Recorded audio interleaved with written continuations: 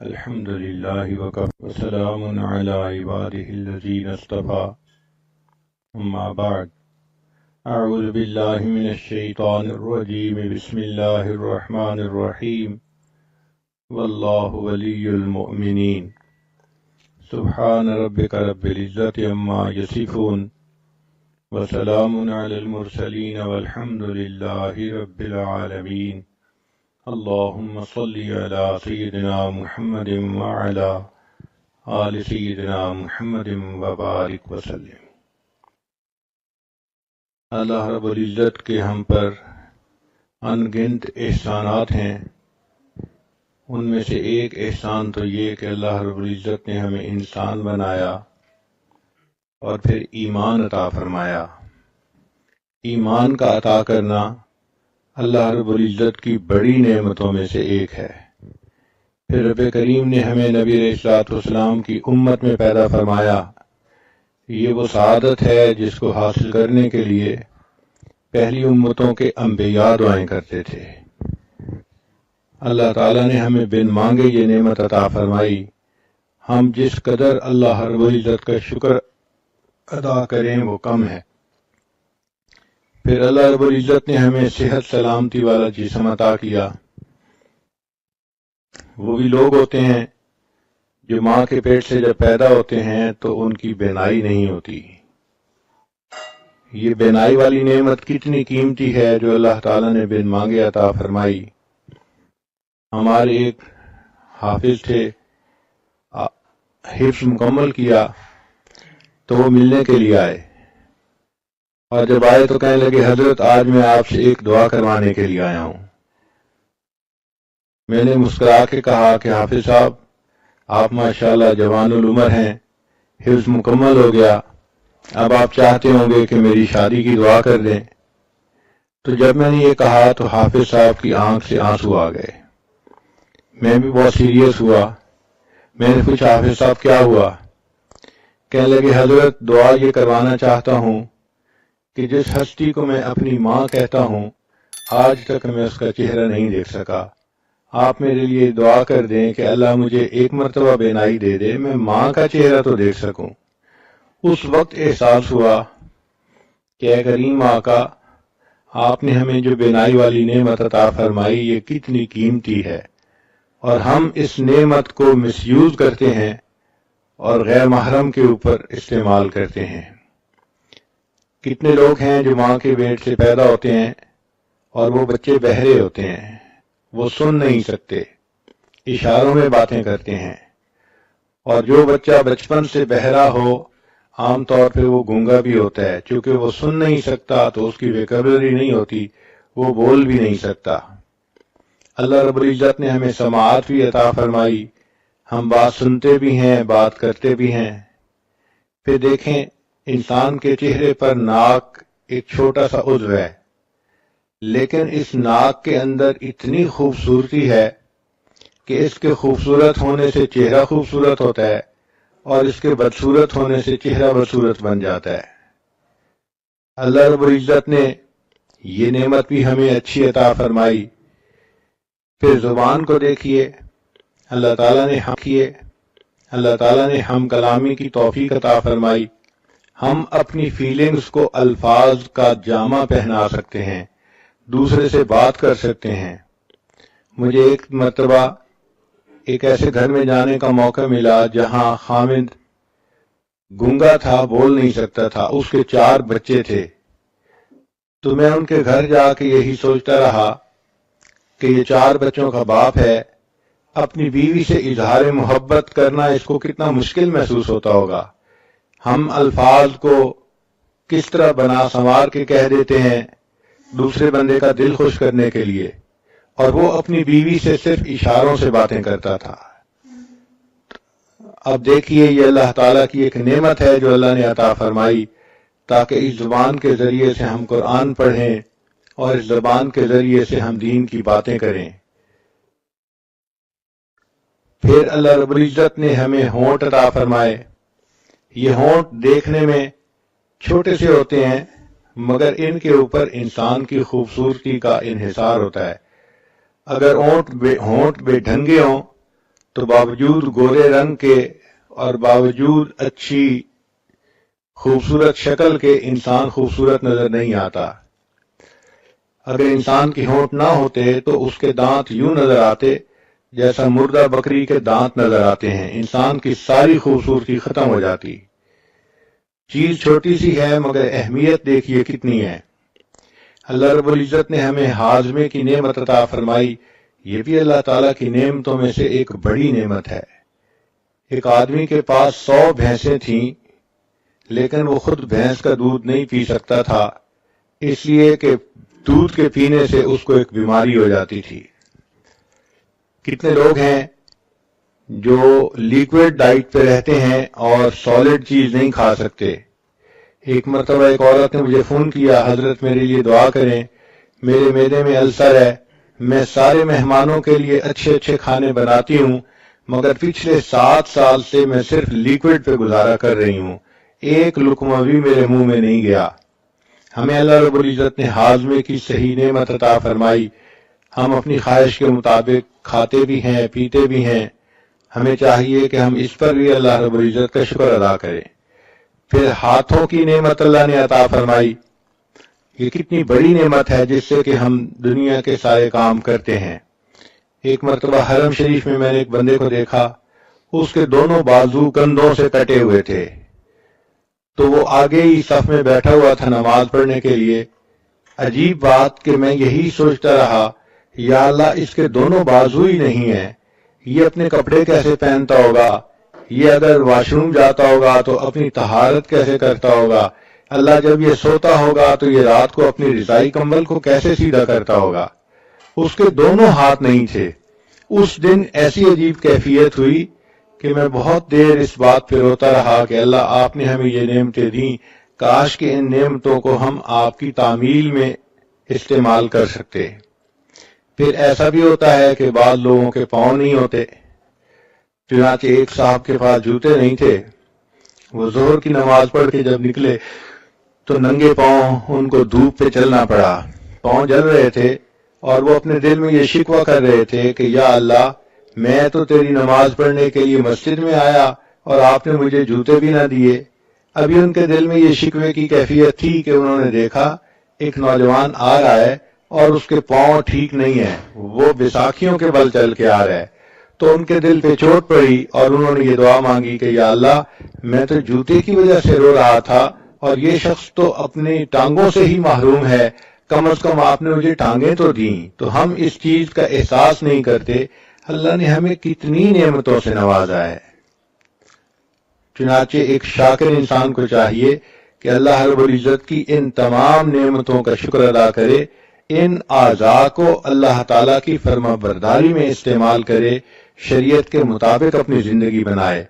اللہ تعالیٰ عورت سے چاہتے ہیں کہ یہ اپنے فرض ادا کرے، اپنے خاوند کو خوش رکھے، بچوں کی تربیت کرے اور یہ اللہ تعالیٰ کی شکر گزار بندی بنے، اپنی عزت و ناموس کی حفاظت کرے۔ رب کریم نے فرشتوں کو پیدا کیا، ان کو عقل تو دی مگر شہوت نہیں دی۔ اللہ تعالیٰ نے جانوروں کو پیدا کیا، ان کو شہوت دی مگر عقل نہیں دی۔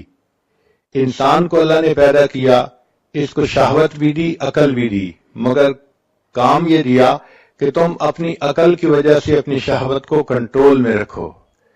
چنانچہ ہر انسان کو اور ہر جاندار کو اللہ تعالیٰ نے حفاظت کے لیے کچھ نہ کچھ عطا کیا ہے۔ ایک تو اللہ نے انسان کی حفاظت کے لیے فرشتوں کو متعین کیا۔ حدیث پاک میں آتا ہے اگر فرشتے انسان کی حفاظت نہ کرتے تو جن انسان کو دنیا میں زندہ ہی نہ رہنے دیتے۔ یہ اللہ کا فضل ہے کہ فرشتے انسان کی حفاظت کرتے ہیں اور اسے جنوں سے بچاتے ہیں۔ پھر اللہ رب العزت نے اپنی حفاظت کے لیے ہر چیز کو کچھ نہ کچھ عطا کیا۔ مثلا شہد کی مکھی کو ڈنک دیا، جو آدمی بھی شہد کے چھتے میں سے شہد نکالنا چاہے تو مکھی اس پر حملہ کرتی ہے۔ بچھو کو بھی ڈنک عطا کیا۔ اللہ تعالیٰ نے سانپ کو اپنے بچاؤ کے لیے زہر دیا۔ اللہ تعالیٰ نے شیر کو دانت دیے، اسی طرح ہپو کو بھی اللہ نے دانت عطا فرمائے۔ بکرے کو اللہ تعالیٰ نے سینگ عطا فرمائے، کوئی بکرے کے قریب جائے تو وہ سینگ سے اس کا مقابلہ کرتا ہے۔ بعض جانوروں کو اللہ تعالیٰ نے دم عطا کی، ہاتھی کو اللہ تعالیٰ نے سونڈ عطا کی، اونٹ کو اللہ تعالیٰ نے پاؤں کی مضبوطی عطا کی۔ چنانچہ ہم نے ایک ڈاکومنٹری میں دیکھا کہ ایک جراف تھا، اس کے اوپر شیر حملہ کرنے کے لیے بھاگا تو اس جراف نے اپنی پچھلی دونوں ٹانگوں سے اس زور سے لات ماری کہ شیر کی کھوپڑی ٹوٹ گئی۔ تو اللہ تعالیٰ نے اپنی حفاظت کے لیے ہر چیز کو کچھ نہ کچھ دیا ہے۔ اسی طرح گدھے کے قریب جائیں تو وہ بھی لات مارتا ہے اپنی حفاظت کی خاطر۔ کسی کو اللہ تعالیٰ نے کانٹے عطا کیے، چنانچہ ایک جانور ہے جس کے جسم پر لمبے لمبے کانٹے ہوتے ہیں، اس کو کوئی بھی نقصان دینے والی چیز آئے تو وہ کانٹے اس طرح پھیلا لیتا ہے کہ کوئی اس کو نقصان پہنچا ہی نہیں سکتا۔ کچھوے کو اللہ تعالیٰ نے ایک ہڈی عطا کی جو اس کے پورے جسم کے اوپر ہوتی ہے، جب وہ خطرہ محسوس کرتا ہے تو اس ہڈی کے نیچے چھپ جاتا ہے۔ اللہ تعالیٰ نے مچھلی کو سیلانیت عطا فرمائی، چنانچہ مجھے آج بھی یاد ہے کہ 5ویں کلاس کا طالب علم تھا تو میرے بھائی مجھے ایک مرتبہ دریا پر لے گئے، وہاں لوگ مچھلی پکڑ رہے تھے تو میرا بھی جی چاہا کہ میں مچھلی پکڑوں۔ چنانچہ ایک صاحب نے مچھلی پکڑی، کافی مناسب بڑی تھی، تو اس نے کہا کہ اچھا تم اسے پکڑ لو۔ جب میں نے اسے ہاتھ میں پکڑا تو مچھلی ہلی اور پانی میں چلی گئی، مجھے پتہ بھی نہیں چلا۔ پتہ چلا کہ وہ اتنی سلیپری تھی کہ اس کو پکڑنے کے لیے ذرا ٹیکنیک چاہیے تھی، اور مجھے چونکہ پتہ نہیں تھا میں نے اسے نرمی سے پکڑا تو وہ ہاتھ سے نکل گئی۔ مچھلی کی طرح ہاتھ سے نکل جانا یہ ایک ضرب المثل بن گئی ہے۔ اسی طرح ایک مچھلی ایسی بھی ہے کہ جو اپنی حفاظت کے لیے بجلی کا جھٹکا مارتی ہے۔ ہم نے ایک ایکویریم میں دیکھا امریکہ میں کہ ایک ایسی مچھلی تھی کہ جب وہ ہلتی تھی تو 440 وولٹ کا کرنٹ پیدا ہوتا تھا۔ انہوں نے ایک بلب لگایا ہوا تھا تو وہ بلب جلتا تھا اور پتہ چلتا تھا کہ اس مچھلی کے ہلنے سے برقی رو پیدا ہو رہی ہے۔ ایک مچھلی کو اللہ تعالیٰ نے ڈنک والی دم عطا فرمائی، چنانچہ جو اس کے قریب آتا ہے اس کو وہ ڈنک لگاتی ہے اور بندہ مر جاتا ہے۔ اللہ تعالیٰ نے چوہے کو دن میں اور رات میں دیکھنے کے لیے نظر عطا فرمائی تاکہ یہ بلی سے ہر وقت بچ سکے۔ چھچھندر، اس کو اللہ تعالیٰ نے بچنے کے لیے بدبو عطا کی، چنانچہ اس کے اندر بدبو اتنی ہوتی ہے کوئی اس کے قریب رہنا بھی پسوا۔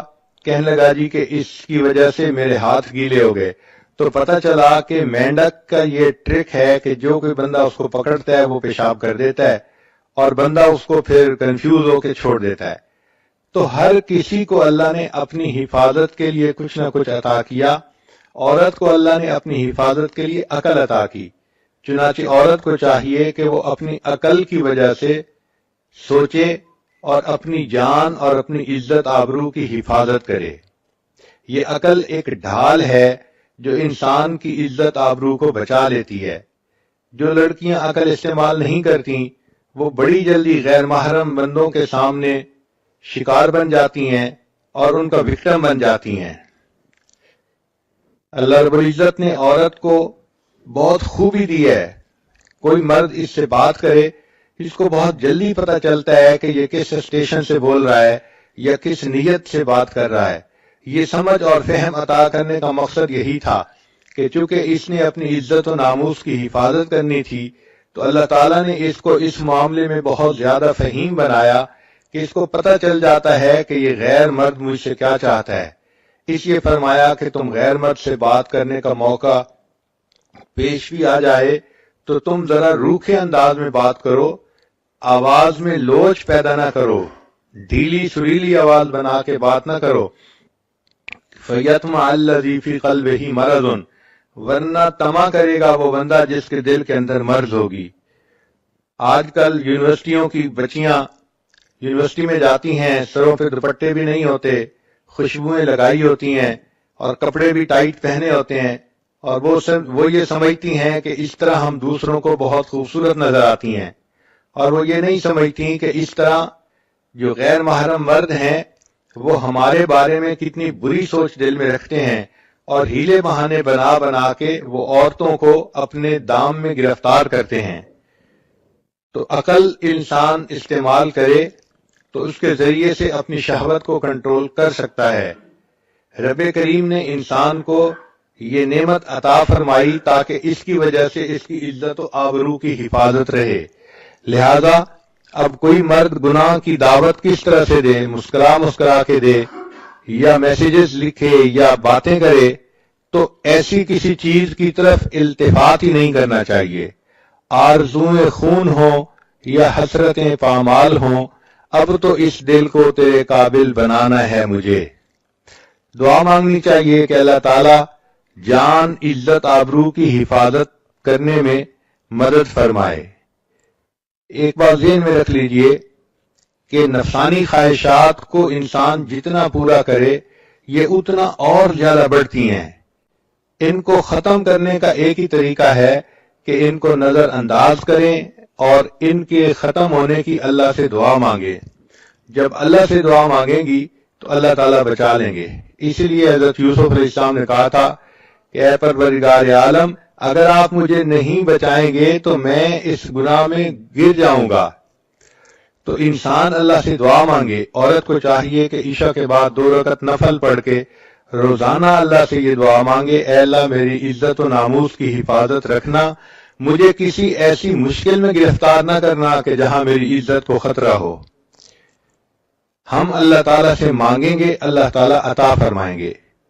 انسان اللہ تعالیٰ سے محبت کرتا ہے، اللہ تعالیٰ اس سے محبت کرتے ہیں۔ ایک بزرگ فرماتے ہیں کہ مجھے 4 چیزوں کو سمجھنے میں غلطی تھی، مگر قرآن پاک میں نے پڑھا تو مجھے پتہ چلا کہ میری غلطی کہاں کہاں پہ ہے۔ مثلا میں یہ سمجھتا تھا کہ میں اللہ سے محبت کرتا ہوں جس کی وجہ سے اللہ مجھ سے محبت کرتے ہیں، لیکن میں نے قرآن پاک میں پڑھا یحبہم و یحبونہ، تو تب مجھے پتہ چلا کہ اللہ تعالیٰ بندے سے پہلے محبت فرماتے ہیں اور اس کے نتیجے کے طور پہ بندے کے دل میں اللہ کی محبت پیدا ہوتی ہے۔ دوسری غلطی یہ تھی کہ میں یہ سوچتا تھا کہ انسان اپنے رب سے پہلے راضی ہوگا تو اس کے بدلے اللہ اس سے راضی ہوں گے۔ قرآن پاک پڑھا تو میری یہ غلطی بھی ختم ہو گئی۔ اللہ تعالیٰ فرماتے ہیں رضی اللہ عنہم ورضوا عنہ، اللہ ان سے راضی ہو گیا، وہ اللہ سے راضی ہو گئے۔ تو پہلے اللہ راضی ہوتا ہے، نتیجہ یہ ہوتا ہے کہ بندہ بھی پھر اپنے رب سے راضی ہو جاتا ہے۔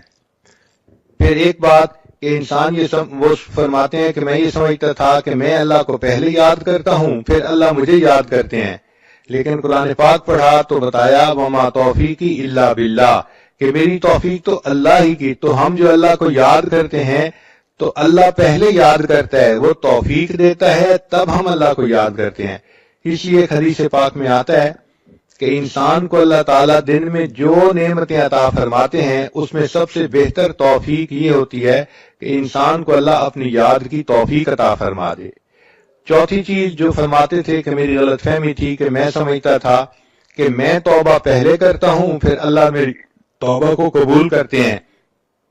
جب قرآن پاک پڑھا تو اس میں بتایا گیا ثم تاب علیہم لیتوبوا، اللہ کی رحمت پہلے متوجہ ہوتی ہے پھر انسان کو توبہ کی توفیق ملتی ہے۔ تو یہ ذہن میں رکھیے کہ اللہ کی رحمت کی نظر پہلے ہوتی ہے، اللہ تعالیٰ بندے کو اپنائیت کی نظر سے پہلے دیکھتے ہیں پھر اس کو توبہ کی توفیق ملتی ہے۔ اس اجتماع میں آنے کا بنیادی مقصد یہی ہے کہ ہم زندگی کے پچھلے گناہوں سے سچی پکی توبہ کر لیں اور آئندہ اللہ کی بارگاہ میں فرما بردار بن کر زندگی گزارنے کا ارادہ کریں۔ اللہ تعالیٰ کی طرف سے رحمت کی نظر ہوگی، ہماری طرف سے نیک بن کر رہنے کا ارادہ ہوگا، تو یہ محبت کا تعلق جڑ جائے گا۔ دونوں جانب سے اشارے ہو چکے، تم ہمارے ہم تمہارے ہو چکے۔ محبت کہتے ہیں دل کا کسی کے ساتھ اتنا مشغول ہو جانا کہ دوسروں کی طرف انسان کا دھیان ہی نہ رہے، اس کیفیت کو محبت کہتے ہیں۔ کوئی دل میں اتنا سما جاتا ہے کہ اس دل میں کسی دوسرے کے لیے جگہ ہی نہیں رہتی، اور اس کی علامات یہ ہے کہ محبوب کی فرما برداری کرتا ہے اور اس کی بات ماننے میں انسان کو مزہ آتا ہے۔ ان المحب لما یحب مطیع، محب جس سے محبت کرتا ہے اس کا مطیع ہوتا ہے، اور پھر اس کی صفات کو انسان اپنا کر خوش ہوتا ہے۔ بندے کو چاہیے اپنے اللہ سے محبت کرے اور اپنے اندر اللہ تعالیٰ کی صفات کو پیدا کرے۔ چنانچہ حدیث پاک میں فرمایا تخلقوا باخلاق اللہ، تم اللہ تعالیٰ کے اخلاق کو اپناؤ۔ اللہ تعالیٰ پردہ ڈالنے والے ہیں، تم بھی بندوں کے لیے پردہ ڈالنے والے بن کر رہو۔ اللہ تعالیٰ جلدی غلطیوں کو معاف فرما دیتے ہیں، تم بھی دوسروں کی غلطیوں کو جلدی معاف کرو۔ اللہ تعالیٰ رحیم و کریم ہے، تم بھی رحیم و کریم بن کر رہو، دوسروں کے لیے عفو درگزر کا معاملہ کرو۔ اللہ تعالیٰ حلیم ہے، تم بھی اپنے اندر حلم پیدا کرو۔ اور یہ بھی سوچئے کہ ہم اللہ سے محبت بعد میں کرتے ہیں، پہلے اللہ تعالیٰ ہم سے محبت کرتے ہیں۔ حدیث پاک میں ہے، حدیث قدسی، یا ابن آدم انی لک محب، اے آدم کے بیٹے میں تم سے محبت کرتا ہوں۔ تو اللہ تعالیٰ بندے سے محبت پہلے کرتے ہیں، پھر اس کے بعد بندے کو اللہ سے محبت کی توفیق نصیب ہوتی ہے۔ اللہ تعالیٰ اتنے احسانات کرتے ہیں بندے پر، ہمیں تو ان کا پتہ بھی نہیں چلتا کہ کیسے ہیں، پھر اس کے بعد بندے کو اللہ سے محبت کی توفیق نصیب ہوتی ہے۔ اللہ تعالیٰ اتنے احسانات کرتے ہیں بندے پر، ہمیں تو ان کا پتہ بھی نہیں چلتا کہ کیسے کیسے احسانات ہیں۔ مثال کے طور پہ اللہ تعالیٰ بندے کے رازق ہیں، تو اللہ تعالیٰ وقت کے ساتھ ساتھ بندے کے رزق کے دروازے بڑھاتے چلے جاتے ہیں۔ ایک علمی نکتہ ہے، بچیاں اس پوائنٹ کو نوٹ کریں کہ دیکھیں جب بچہ اس دنیا میں پیدا ہونا ہوتا ہے تو ماں کے پیٹ میں اس کے رزق کا ایک دروازہ ہوتا ہے، وہ ایک تعلق جو ماں کے جسم کے ساتھ بچے کے جسم کا ہے، وہ ایک آنت ہوتی ہے جس کے ذریعے سے خون اس بچے کو مل رہا ہوتا ہے، غذا مل رہی ہوتی ہے، اور بچہ اسی کے ذریعے سے ماں کے پیٹ میں پل رہا ہوتا ہے۔ تو گویا ماں کے پیٹ میں انسان کے لیے رزق کا ایک دروازہ تھا۔ پھر جب وہ بچہ اس دنیا میں پیدا ہو گیا، اب اللہ تعالیٰ نے دو دروازے بنا دیے، ماں کے سینے میں دو پستان بنا دیے۔ پہلے ایک جگہ سے رزق ملتا تھا، اب دو جگہ سے رزق ملنا شروع ہو گیا اس دنیا میں آنے کے بعد۔ پھر بچہ تھا، ماں کا دودھ پیتا تھا، جب بچہ بڑا ہو گیا اور ماں کے دودھ کے علاوہ اب باقی چیزیں کھانے لگ گیا، اللہ تعالیٰ نے اس کے لیے رزق کے چار دروازے کھول دیے۔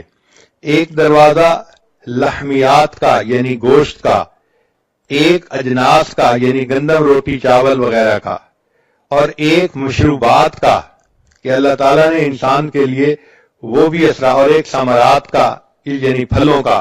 تو یہ چار طرح کا رزق انسان کو جوانی میں ملتا ہے۔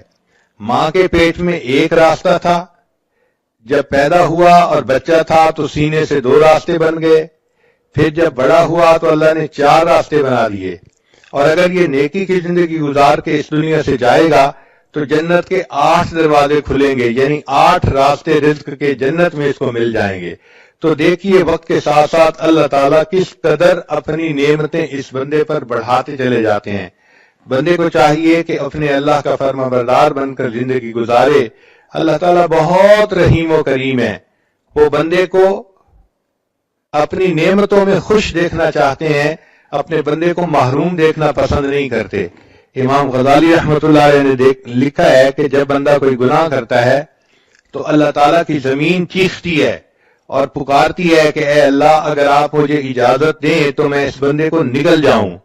اللہ تعالیٰ فرماتے ہیں اگر تم نے میرے بندے کو پیدا کیا ہے تو تم اس کو پکڑ لو، اور اگر میں نے پیدا کیا ہے تو میرے اور اس بندے کے درمیان دخل مت دو۔ ان اتانی نہارن قبلتہ، اگر یہ بندہ دن میں میرے پاس توبہ کے لیے آئے گا میں اس کو قبول کر لوں گا، وَإِنْ أَتَانِي لَيْلًا قَبِلْتُهُ، اور اگر یہ میرے پاس رات میں آئے گا توبہ کرنے تب بھی میں قبول کر لوں گا۔ لَوَجَدُ اللَّهَ تَوَّابًا رَحِيمًا، یہ اپنے رب کو تواب اور رحیم پائے گا۔ تو اللہ تعالیٰ بندے کو عذاب دینا پسند نہیں فرماتے، صرف اس وقت عذاب دیتے ہیں جب بندہ سرکشی کرتا ہے۔ قرآن مجید میں اللہ تعالیٰ فرماتے ہیں بلا من کسب سیئۃ واحاطت بہ خطیئتہ فاولئک اصحاب النار، جس کسی نے گناہ کیا اور اس کی خطاؤں نے اس کا احاطہ کر لیا۔ اس کا مطلب یہ ہے کہ چھوٹی موٹی غلطی پہ اللہ تعالیٰ بندے کو رسوا نہیں کرتے۔ جب بندہ غلطیوں میں گھیر جاتا ہے اور 24 گھنٹے وہ غلطیوں ہی کے جو ہے نا اعمال کرتا رہتا ہے، اللہ فرماتے ہیں فَأُولَئِكَ أَصْحَابُ النَّارِ، یہ ہیں آگ میں جلنے والے لوگ۔ चुनाचे हमें चाहिए कि हम दुनिया में अपने गुनाहों की अल्लाह ताला से माफी मांग लें। क़यामत का दिन ऐसा दिन होगा कि जब माँ भी कोई एक नेकी नहीं देगी। एक हदीस पाक तवज्जो के साथ सुनिए। क़यामत के दिन एक बंदा होगा जिसको अल्लाह के सामने पेश किया जाएगा और उसके नामे अमाल में नेकियां भी होंगी, गुनाह भी होंगे, मगर उसकी एक नेकी कम होगी, एक गुनाह ज्यादा होगा। रब करीम फरमाएंगे, ए मेरे बंदे, अगर तेरे पास एक नेकी और होती तो तेरी नेकियां और गुनाह बराबर हो जाते, फिर मैं अपनी रहमत से तुम्हें जन्नत भेज देता। अब चूंकि तुम्हारी एक नेकी कम है, लिहाजा तुम एक नेकी कहीं से लेकर आओ। वो बच्चा, वो नौजवान बड़े खुशी खुशी अपने माँ बाप की तरफ जाएगा, अपनी माँ से नेकी मांगेगा। माँ कहेगी कि नहीं, मैं नेकी एक भी नहीं दे सकती। वो बच्चा कहेगा कि देखे मैं जहन्नम में चला जाऊंगा, मेरे ऊपर रहम खाइए, और आपके पास तो नेकियां ज्यादा हैं। माँ कहेगी अगरचे नेकियां ज्यादा हैं, लेकिन मैं तुम्हें इस वक्त एक नेकी भी नहीं दे सकती। फिर वो बंदा अपनी बीवी से नेकी मांगेगा, बीवी भी इनकार कर देगी। फिर अपने भाई से मांगेगा, वो भी इनकार कर देगा। यौम यफिरुल मर्उ मिन अखीही व उम्मिही व अबी व साहिबतिही व बनी, बेटा भी इनकार कर देगा। जब सब लोग इनकार कर देंगे तो वो बड़ा ही मायूस होगा कि इतने मेरे लव्ड वन थे और आज इनके पास नेकियां ज्यादा भी हैं, ये मुझे एक नेकी देने के लिए तैयार नहीं है। इतने में उसको एक बंदा मिलेगा, वो पूछेगा तुम क्यों रो रहे हो? ये कहेगा एक नेकी कम है, इस वजह से मैं रो रहा हूं और मुझे कोई नहीं दे रहा। वो कहेगा अच्छा मुझसे एक नेकी ले लो।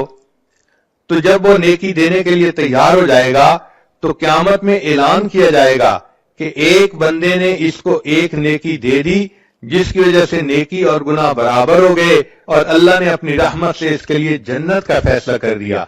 जब ये ऐलान होगा, अल्लाह ताला पूछेंगे, ए जिब्रील, ये क्या मामला है, कैसा ऐलान है? जिब्रील अलैहिस्सलाम कहेंगे, अल्लाह आपके एक बंदे ने अपनी एक नेकी दूसरे को दे दी।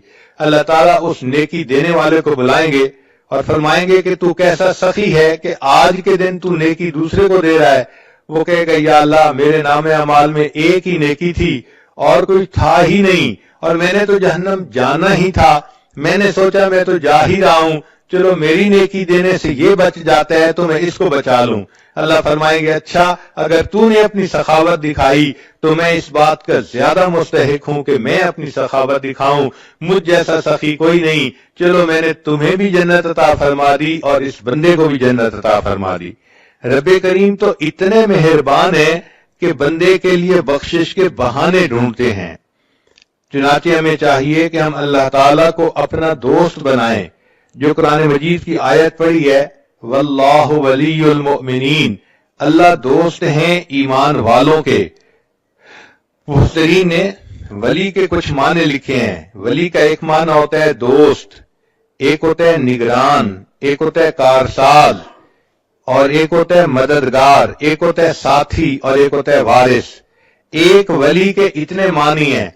गोया जो अल्लाह को अपना वली बनाएगा तो वो दोस्त भी अल्लाह को बनाएगा, मददगार भी, साथी भी, वारिस भी। हम अगर अल्लाह को अपना वली बना लेंगे तो अल्लाह ताला फिर हमारे मुश्किलात को आसान भी फरमा देंगे। दोस्त अपने दोस्त की मुश्किलात का ख्याल रखता है। कहते हैं कि एक हाथी नशीं था और उसने किसी गरीब के साथ दोस्ती कर ली। तो गरीब ने कहा कि नहीं, मैं आपसे दोस्ती नहीं कर सकता। हाथी नशीं ने पूछा, क्यों नहीं कर सकता?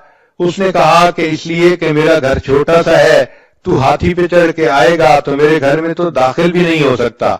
तो हाथी नशीं ने मुस्कुरा के कहा, सुनो, मैं जिसको अपना दोस्त बनाता हूं फिर उसका मकान ऊंचा भी बनवा दिया करता हूं ताकि मेरा हाथी वहां जा सके। तो अल्लाह ताला को जब बंदा दोस्त बनाता है, अल्लाह ताला उस बंदे के दुनिया आखिरत के कामों को संवार देते हैं।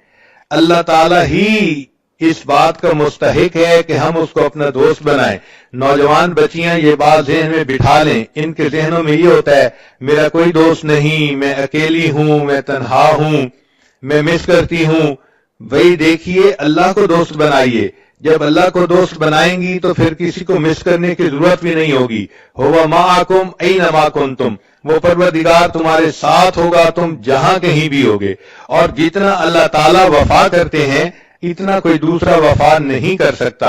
اس لیے مخلوق کو دوست بنائیں گی تو مخلوق سے بے وفائی دیکھیں گی. مخلوق مطلب کی ہوتی ہے، مطلب نکلا اور تو کون اور میں کون ناواقف ہو جاتے ہیں. اللہ تعالیٰ کو دوست بنائیے. جس نے اللہ کو دوست بنا لیا اللہ تعالیٰ اس بندے کے دنیا آخرت کے کاموں کو سنوار دیتے ہیں. تو آج کی اس مجلس میں یہ بات اپنے ذہنوں میں بٹھا لیجئے کہ محبت کے قابل فقط اللہ کی ذات ہے. مرنے والوں سے اور ڈھلنے والوں سے محبت کیا کرنی. عشق با مردہ نباشد پائیدار، عشق را با حی و با قیوم دار. مولانا روم رحمت اللہ فرماتے ہیں کہ مرنے والوں سے اور ڈھلنے والوں سے کیا محبت کرنی. اگر کرنی ہی ہے تو محبت اس سے کرو جو حی و قیوم ہے، ہمیشہ زندہ رہنے والا اور باقی رہنے والا ہے. تو انسان اگر اللہ سے تعلق جوڑتا ہے تو اللہ تعالیٰ اس بندے کے ساتھ نبھا کے دکھاتے ہیں. تو ہم اللہ کو اپنا دوست بنائیں. چنانچہ حضرت موسیٰ علیہ السلام کے پاس بنی اسرائیل کے لوگ آئے. اے اللہ کے نبی علیہ السلام، بڑا عرصہ ہوا بارش نہیں ہوئی، پانی کی قلت ہے اور جانور بھی پریشان ہیں، انسان بھی پریشان ہے، آپ دعا کیجئے. حضرت موسیٰ علیہ السلام نے فرما دیا کہ اچھا، ساری قوم کے لوگ باہر ویرانے میں آئیں اور میں دعا کرواؤں گا. چنانچہ حدیث پاک میں آتا ہے کہ 70,000 لوگ اکٹھے ہوئے. حضرت موسیٰ علیہ السلام نے خوب دعا مانگی، اللہ تعالیٰ سے گڑ گڑا کے فریاد کی، مگر بارش کے کوئی آثار نہیں تھے. جب کافی دیر دعا کرنے کے بعد بھی بارش نہ ہوئی تو موسیٰ علیہ السلام نے پوچھا، اے اللہ، آپ کا ایک نبی آپ سے اپنی امت کے ساتھ مل کے دعا کر رہا ہے اور آپ کی طرف سے قبولیت کے آثار ظاہر نہیں ہو رہے. رب کریم نے فرمایا کہ اس قوم کے اندر ایک بندہ ہے جو 40 سال سے میرے ساتھ لڑائی کر رہا ہے گناہ کے ذریعے سے، یعنی وہ گناہ کر کے میرے ساتھ گویا لڑائی میں لگا ہوا ہے اور اس کی وجہ سے میں بارش نہیں برسانا چاہتا. تو حضرت موسیٰ علیہ السلام کو اس بات پہ بڑا تعجب ہوا.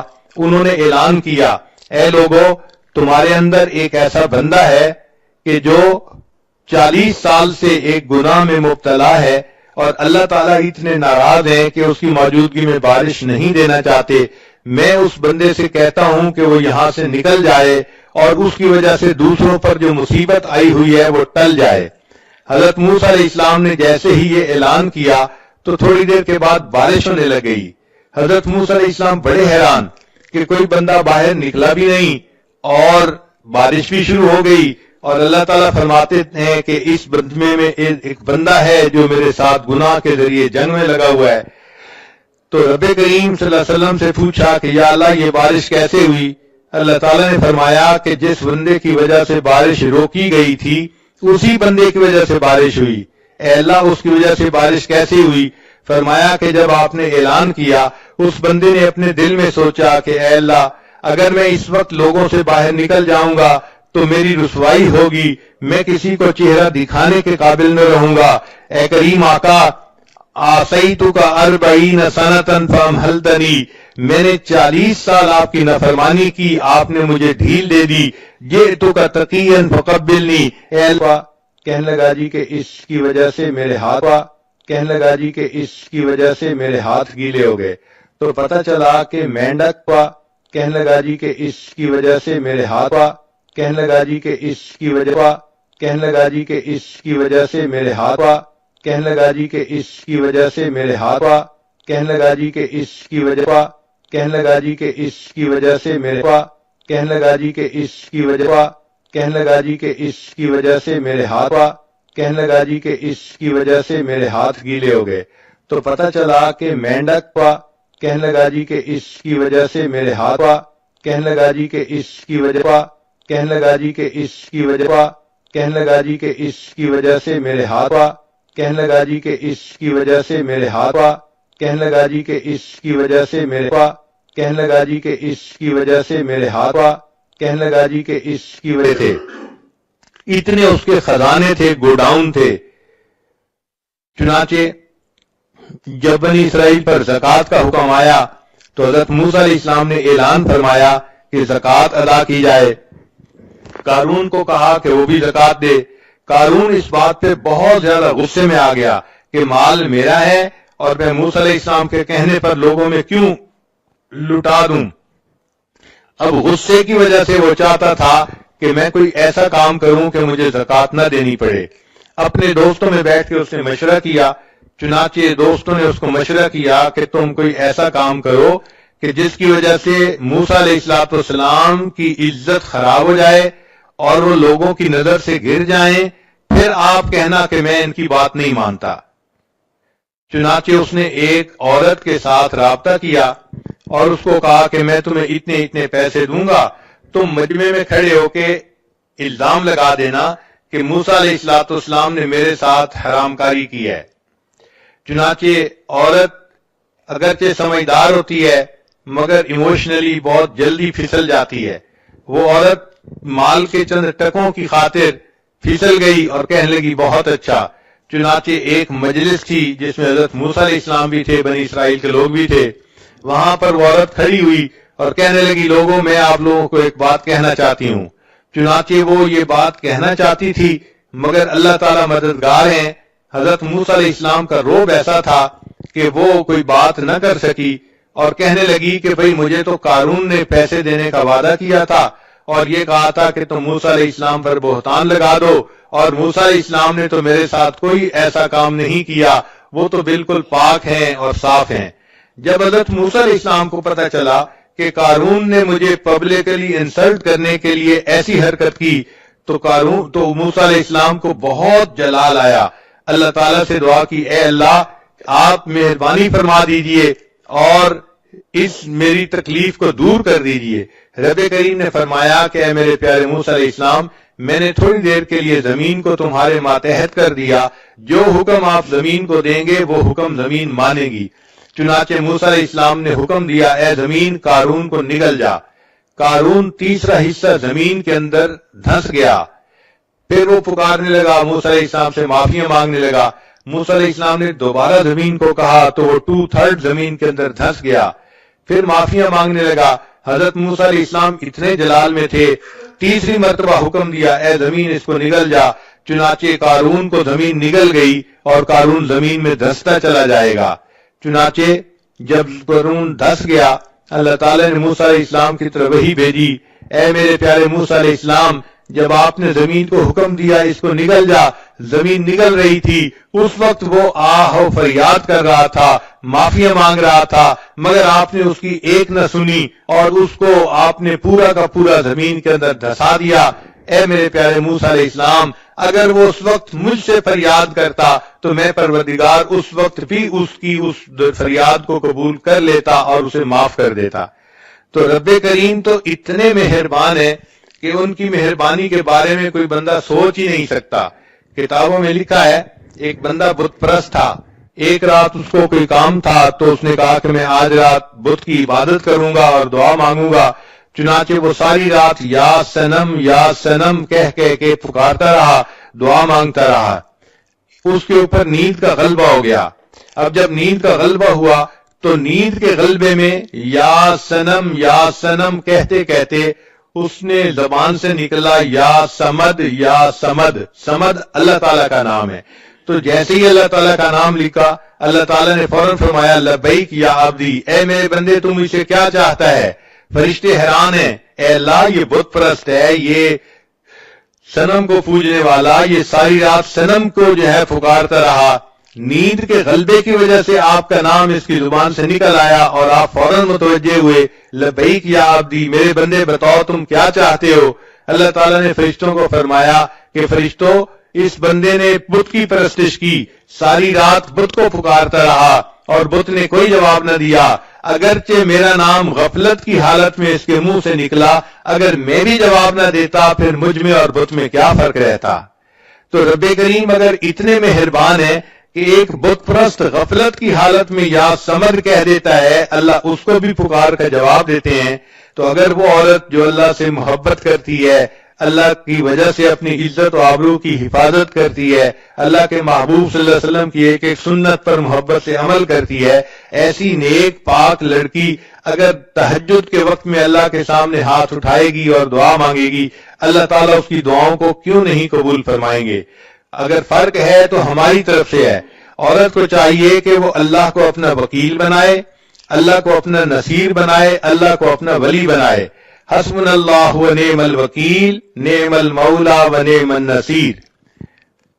ایک تجربے کی بات یہ ہے کہ عام لڑکیاں اپنے خامن کو خوش کرنے کے لیے جتنے جتن کاٹتی ہیں، ہمارا یہ تجربہ ہے کہ اگر وہ اللہ کو منانے کے لیے اس سے آدھی بھی کوشش کر لیں تو اللہ تعالیٰ ان کو اپنا ولی بنا لے، ان کو اللہ تعالیٰ اپنی مقبول بندیوں میں شامل فرما لے۔ چنانچہ یک گیر محکم بگیر، ایک کو پکڑو اور مضبوطی سے پکڑو۔ آج دل میں عورتیں یہ فیصلہ کر لیں کہ ہم نے آج سے اپنے اللہ کو جو ہے اس کے در کو پکڑ لیا، اب ہم نیک بن کر رہیں گی، اللہ کو راضی کریں گی۔ دل و من لئی تیری بن گئی، اے اللہ میں نے دل سے یہ مان لیا کہ میں تیری بن گئی، کیونکہ میں نے دنیا کی بے وفائیوں کو دیکھ لیا، دنیا والوں کی بے وفائیوں کو دیکھ لیا، اب میں صرف آپ ہی کی طرف رجوع کرتی ہوں۔ میرے آقا آپ ہی ہیں، میرے مالک، میرے خالق، میرے رازق آپ ہی ہیں، میں آپ ہی سے محبت کرتی ہوں اور اپنی ہر مصیبت میں آپ ہی کو مدد کے لیے پکارتی ہوں۔ جب ایک اللہ سے تعلق جوڑیں گی پھر دیکھنا کہ اللہ تعالیٰ کیسے کیسے اپنے بندوں سے نبھاتے ہیں اور ان کے لیے معاملات کو سیدھا کر دیتے ہیں۔ قرآن مجید میں ایک جگہ تذکرہ ہے کہ فرعون کی بیوی تھی آسیہ بنت مزاحم۔ ایک مرتبہ فرعون کو پتہ چلا کہ یہ موسیٰ علیہ السلام پر ایمان لے آئی تو وہ بہت خفا ہوا اور اس نے اپنی بیوی کو اپنے گھر سے نکال دیا۔ اب بیوی کو گھر سے نکال دینا یہ کوئی چھوٹی سزا نہیں ہوتی، اس عورت کی تو ایک دفعہ زندگی ہی تاریک ہو جاتی ہے۔ تو جب وہ اس کو ذلیل و رسوا کر کے گھر سے نکال رہا تھا تو اس وقت بی بی آسیہ نے اللہ سے یہ دعا مانگی، رب ابن لی عندک بیتا فی الجنہ، اے اللہ یہ فرعون تو مجھے اپنے گھر سے دھکے دے رہا ہے اور نکال رہا ہے اور میں بے گھر ہو رہی ہوں، اے اللہ اب اس کے بدلے تو مجھے جنت میں گھر عطا فرما دینا، رب ابن لی عندک بیتا فی الجنہ۔ تو جب اس نے یہ دعا مانگی اللہ تعالیٰ نے دعا کو بھی قبول کر لیا اور اس کا تذکرہ قرآن مجید میں بھی کر دیا۔ آج بھی عورتیں یہ آیات پڑھتی ہیں قرآن پاک میں کہ ایک بندی نے دعا مانگی تھی، اللہ نے اس کو اس کے بدلے جنت میں گھر کا وعدہ فرما دیا تھا۔ تو دیکھیں اللہ تعالیٰ اپنی بدیوں کی فریادوں کو کیسے سنتے ہیں اور اس کو کیسے پورا کرتے ہیں۔ ایک اور خاتون تھی جو نبی علیہ السلام کی صحابیہ تھی، ان کا نام تھا خولہ بنت ثعلبہ۔ یہ بڑھاپے کی عمر کو پہنچ گئی تھیں اور بڑھاپے کی عمر میں مرد جو ہے وہ بہت غصے میں جلدی آ جاتا ہے اور بات بات پہ غصہ کرتا ہے، حتیٰ کہ ہوا کو بھی گالیاں نکالتا ہے۔ چنانچہ کوئی بات ہوئی تو خامن نے غصے میں اس کو کہہ دیا کہ تو میرے لیے اس طرح ہے جیسے میری ماں ہوتی ہے۔ اب اس زمانے میں جب کسی کو یہ الفاظ کہہ دیے جاتے تھے تو عورت حرام ہو جاتی تھی اپنے خامن پر ان الفاظ کے کہنے سے۔ چنانچہ جب اس نے یہ الفاظ کہہ دیے تو خولہ بنت ثعلبہ پریشان ہو گئی کہ میرے خامن نے تو مجھے طلاق دے دی۔ اس نے سوچا چلو میں جاتی ہوں اور جا کر ہائی کورٹ میں اپیل کرتی ہوں۔ وہ نبی علیہ السلام کی خدمت میں حاضر ہوئی اور عرض کیا کہ اے اللہ کے حبیب صلی اللہ علیہ وسلم میں اپنے خامن سے محبت کرتی ہوں، خامن مجھ سے محبت کرتا ہے، پتہ نہیں اس کو کیا ہوا، غصے میں آ کے اس نے مجھے یہ کہہ دیا کہ تو میرے لیے میری ماں کی مانند ہے۔ تو اب بتائیں کہ کیا میں اس کے لیے حرام ہو چکی ہوں یا نہیں؟ نبی علیہ السلام نے فرمایا کہ ہاں، جو اوپر توریت کے احکام آ رہے ہیں ان کے حساب سے تم اس پر حرام ہو چکی ہو۔ وہ چاہتی تھی کہ نبی علیہ السلام اس کو ویو آف کر دیں اور بتا دیں کہ نہیں تم حرام نہیں ہوئی۔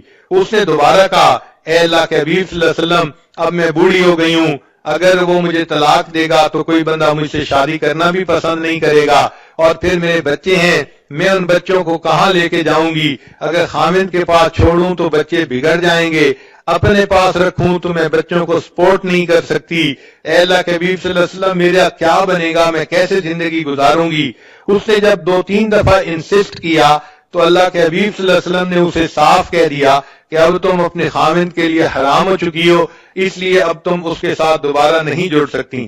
جب نبی علیہ السلام نے بھی جواب دے دیا، اس وقت خولہ بنت ثعلبہ نے دل میں سوچا کہ ہائی کورٹ کا فیصلہ بھی میرے خلاف آ گیا ہے، اب مجھے سپریم کورٹ کی طرف رجوع کرنا پڑے گا۔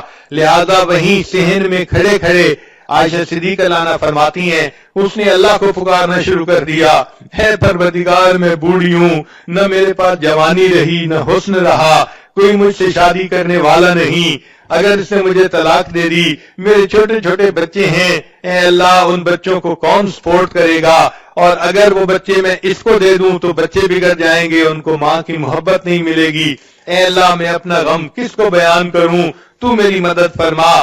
عائشہ صدیقہ عنہا فرماتی ہیں وہ ابھی اپنے رب سے یہ مناجات کر رہی تھی کہ نبی علیہ الصلوۃ والسلام کے اوپر وحی کے آثار شروع ہو گئے۔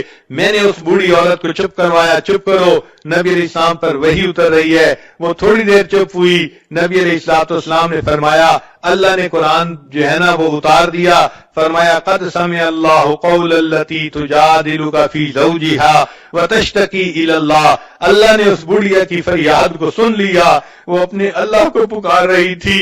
سوچنے کی بات ہے، عورت اگر اللہ سے اپنا دل لگاتی ہے اور ایسے مشکل وقت میں اللہ کو پکارتی ہے، اللہ اتنے کریم ہیں، اس کی پکار کو بھی سنتے ہیں اور قرآن پاک کا اس کو حصہ بھی بنا دیتے ہیں۔ لہذا عورتوں کو یہ بات اچھی طرح دل میں بٹھا لینی چاہیے کہ ہماری محبت فقط اللہ کے لیے مخصوص ہے اور ہمارا کارساز فقط اللہ ہے۔ ہم دنیا میں کسی کی مدد نہیں چاہتے، ہم دنیا میں کسی غیر کی طرف قدم نہیں بڑھانا چاہتے، ہم اللہ ہی سے مانگتے ہیں۔ اللہ تعالیٰ مہربانی فرمائیں گے، دنیا میں بھی قدم قدم پر بندے کی حفاظت فرمائیں گے اور آخرت کی نعمتیں بھی بندے کو عطا فرمائیں گے۔ وآخر دعوانا ان الحمد للہ رب العالمین۔